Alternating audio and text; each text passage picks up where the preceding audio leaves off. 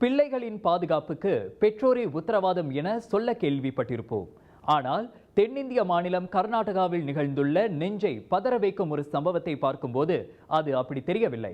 பெங்களூரில் உள்ள பரபரப்பான சாலையில் ஸ்கூட்டரில் செல்லும் ஒரு தம்பதி தங்களின் 4 வயது மதிக்கத்தக்க மகனை ஃபுட் ரெஸ்ட் எனப்படும் கால் வைக்கக்கூடிய இடத்தில் நிற்க வைத்தபடி ஆபத்தான பயணம் மேற்கொள்ளும் காணொளி வைரலாகியுள்ளது.